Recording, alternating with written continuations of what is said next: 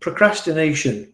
I thought it might be good for us to just take a look at what procrastination is. I think most people know. I found this definition in the Cambridge Dictionary, which I thought was interesting, to keep delaying something that must be done, perhaps because it's unpleasant or boring.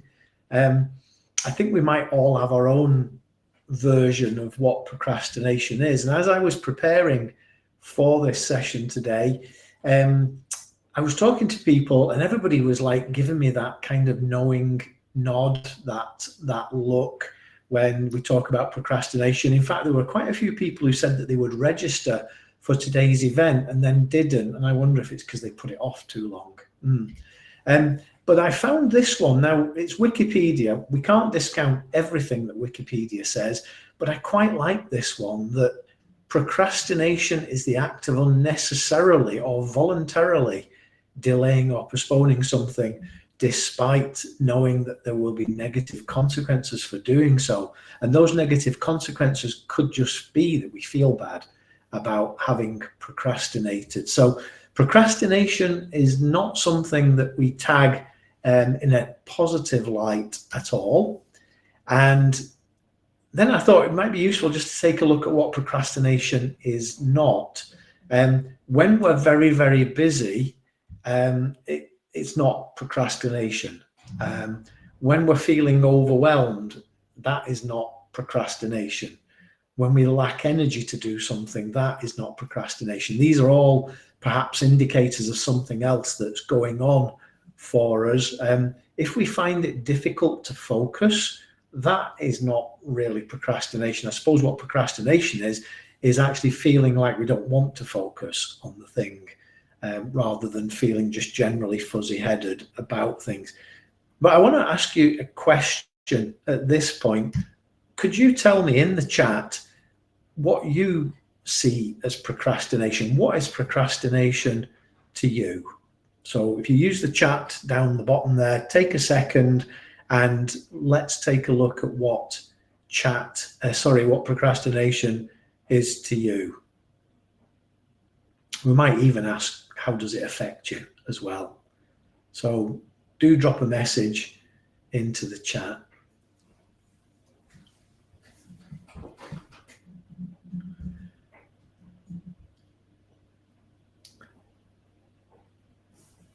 As you do that, I'll just carry on through the slides.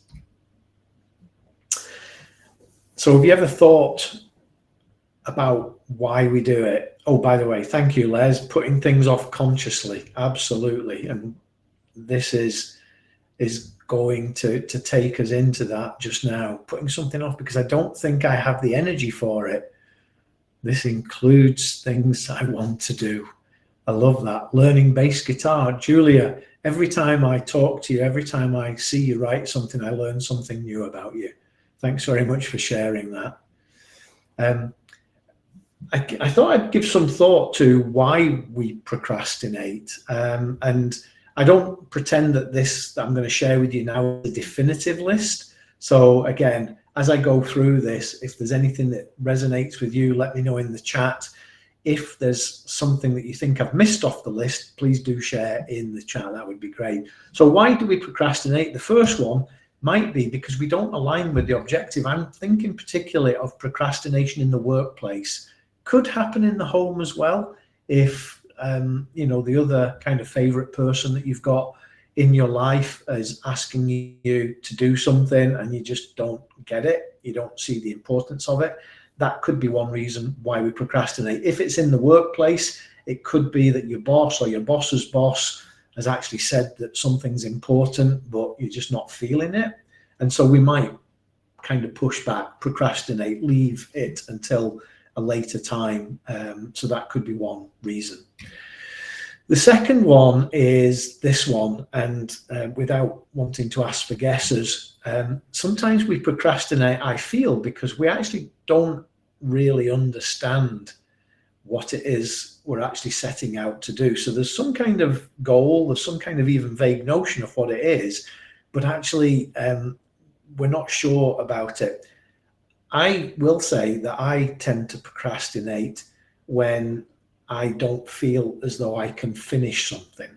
So I think it might kind of loosely be associated with this lack of clarity. I hate starting jobs unless I know that I can actually work through and complete. Now, when it's a big thing, that can actually be quite dangerous. And so there is a technique for dealing with that, which I'll share later on. But for example, I will put off decorating because I hate starting, leaving everything in a mess while it's part done, and then having to come back to it maybe, a week later or something like that. I would much prefer to wait until I've got enough time to be able to do bam, bam, bam, the room is done. So that's just me. But I'll keep going because there are other reasons why we procrastinate, I think. One of them is that we are fearful, and we may be fearful of several things. We might be fearful of not making it to conclusion. We might be fearful of the outcome when we do get there. We might be fearful of consequences for that outcome. And finally, and this one surprised me, actually, we might even be fearful of succeeding. And so these are maybe reasons why we push things off, that we don't actually make a start, that we don't really take things through to their conclusion. So if there was anything that I didn't cover in these several slides, that for you are connected with procrastination, do take a moment to put it into the chat. And I see Les has said this. I believe procrastination, conscious procrastination, can be down to that. Perfectionism, Les, for me, that is definitely one. I definitely do not like starting something that I don't feel as though I can do a really good job for. There's the overwhelm, that lack of clarity or clear thinking, interest, poor time management. Les, there's a great one, and we will come to that shortly, I promise you. Daniel, thank you for commenting. Postponing tasks that has to be done, but we never find a moment for it. Do we get distracted? Yeah, I think there's a really good point. Or do we never finish because we don't really want to do it? We don't really want to do it. So yeah, I think all of those are very valid and very much appreciate those comments. So let's rip on. What do we do instead of doing what it is we set out to do? Well, if we've got a dog, we might prefer to go and spend time playing with the dog. Maybe that's pleasant for us. Maybe that's pleasure. So we can do that. We might do something that is just time frittering, like surfing the internet. Social media, I think, has really helped people in their procrastination. We can get so engrossed in Facebook or Twitter or LinkedIn or wherever it is we choose to go. YouTube videos, well, they can be endless, can't they? So we may procrastinate and do this instead of what we ought to be doing. It could be that we choose a simple task, I'll just go and get that admin done. Maybe it's a sense of failure that we're trying to avoid by just doing something that's simple, mundane, and easy to do. And it might be that we're actually avoiding that simple, mundane, and easy to do stuff because in our minds we're saying, I've got this bigger thing I need to go and pursue, when actually the admin could be holding somebody else up. And so we keep putting off what is easy for us to put off, but would be helpful for somebody else. And we say, oh, I'm sorry, I'm going for a bigger and better goal. And so there's another one. What do we do instead? Well, we just simply take a break. We stand up from our desk, we walk away, we look out of the window with a coffee in our hands. And, the lack of motivation, the procrastination just takes us back to the coffee machine time and time again. So there is another. And finally, there may even be some things that are not really tasks that we think are ours to do, but we'll go off and do those instead. So we keep the household ticking over, but the workload is not getting dealt with. So there you go. Julia, thank you. Choosing a simple task actually helps me progress. Something I can relate to this. I find washing the car helps me to process, put things in order. So I do like that. Les is skipping ahead to some of the future slides I see, so I'm not going to drop any more comment there. Now, moving on. How do we improve our performance? Well, we have to take a step. Let's take one small step that will begin our journey. So we have to make a start, and we're going to come on to some more content in a minute about this. We may have to experiment to find out what really works for us in terms of breaking the procrastination cycle. So this could be a really important thing to do, is to actually go figure out what works for you. Sharing with you, I found some of my productive hours have actually been when I've been sitting at a gate at the airport. I'm there early. I've got an hour to kill before boarding starts. There's people milling around, but they're nothing to do with me. And I've got my laptop out, and I've been able to do some amazing things in that hour. So experiment and find out what works for you in terms of breaking the cycle. There are all sorts of promises made about procrastination. I do not believe that there is a tool, process, or magic formula. This is a wand, by the way, on the screen, that will help you. I think it's just a matter of, let's just knuckle down and figure out how we're going to work through this individually. We do have to persist. I don't think we can say that we've tried unless we've been persistent. And I think that persistence does have to be accompanied by determination, and we do have to be patient. The journey can be a little bit rocky, as this picture, I hope, depicts, and so we have to keep going. And then finally, in relation to improving performance, we cannot maintain bad habits. We've got to replace them. So whatever it is that is the habit that has built up for you, and you can share in the comments again, if you will, what those bad habits might be. If you have a bad habit around being productive, and so you're procrastinating, maybe you share just exactly what that is, but those bad habits have to be replaced with something. So we'll come on to that in just a moment.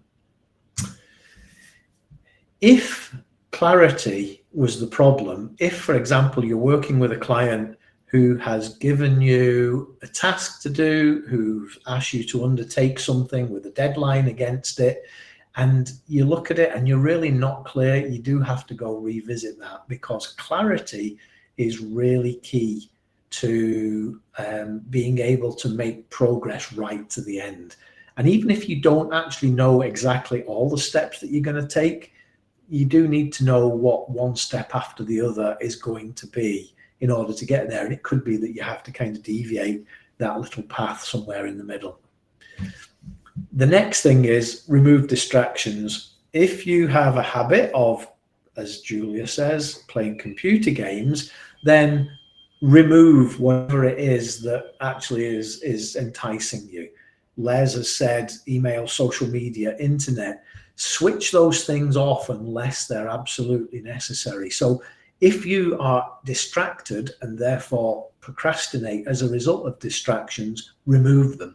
Sometimes even sitting, like I told you about the time I spend at the airport gate, and sometimes, going sitting in a different place to actually get something started. Somebody once said to me recently that even actually forcing yourself to sit for 2 or 3 minutes with no distractions, nothing else in front of you except what you are about to start, will help you to get started, especially if you spend those 2 minutes trying to do it and break through. So there you go. There's some advice there. Remove those distractions. Yeah, dog has to go sit outside or something. Who knows?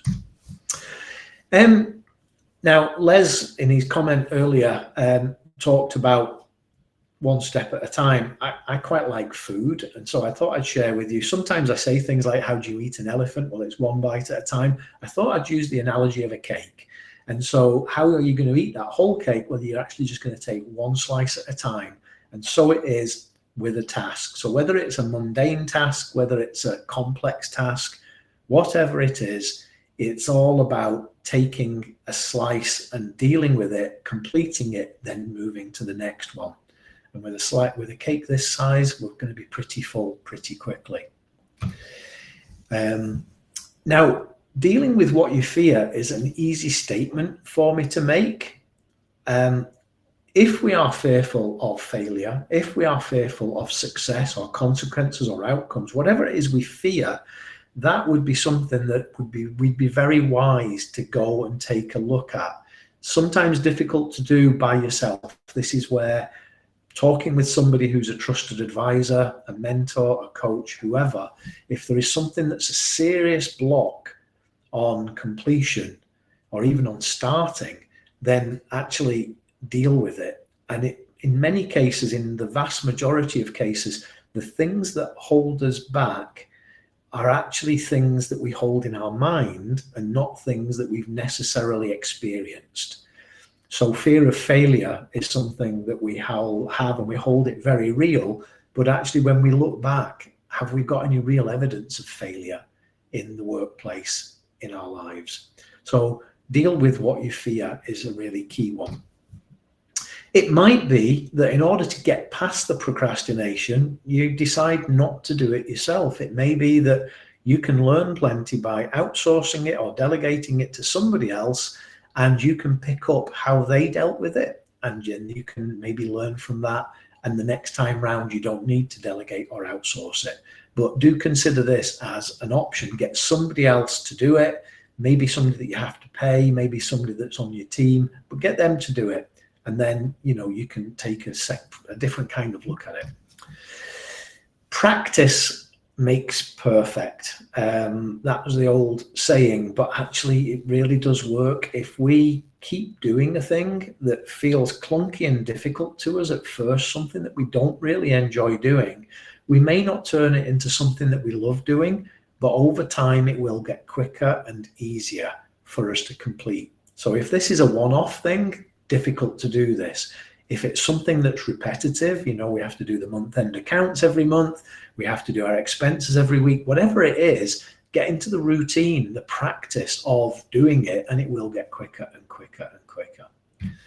And then celebrate. When you complete something that you really don't enjoy doing, give yourself a treat.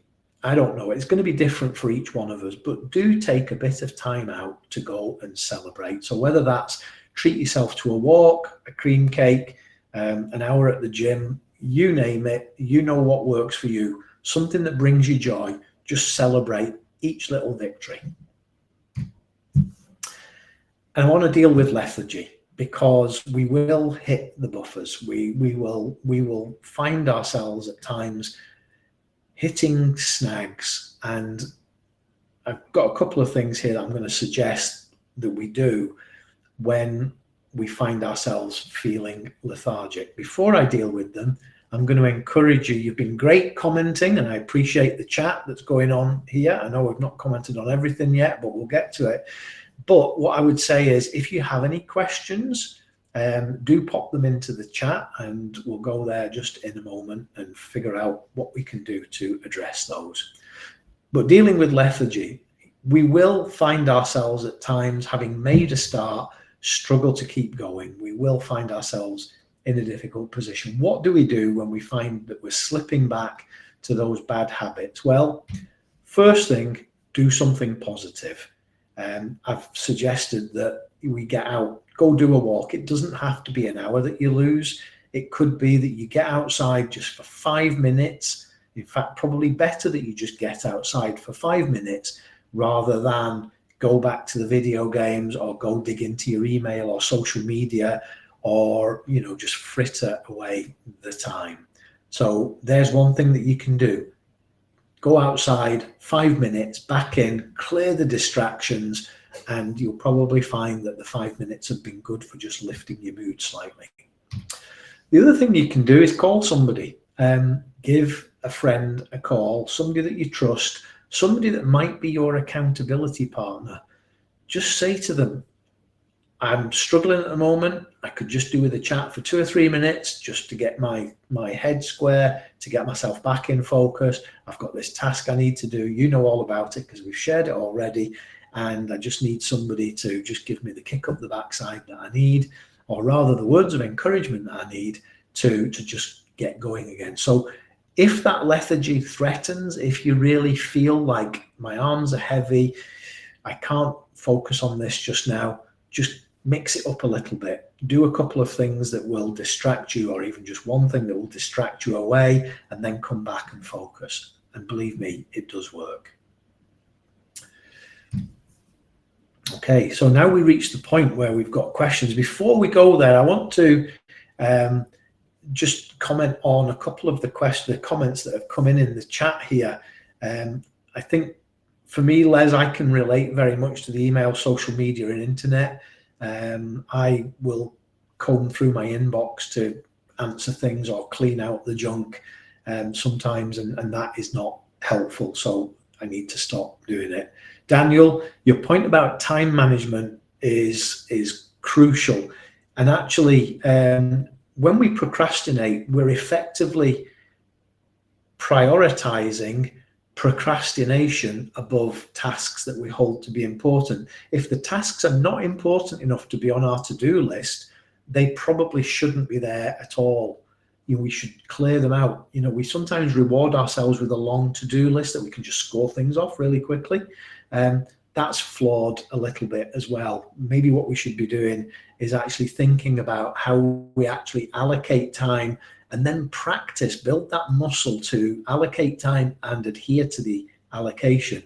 And if the creativity doesn't come straight away, figure out, experiment with a way that you can actually unlock that creativity to get the thing going. But making a start is really important. Les, I've tried the Eisenhower matrix, and I think subconsciously I do it. When I write it down, though, I find that I question my prioritizations. Maybe you can help me on that. We'll have to go and have a think about that one. Anyway, over to the Q&A. Reflecting, yes. Here we go. We'll pop that up on the screen. So Les says, you believe that reflecting on what you have achieved is essential. What do you think?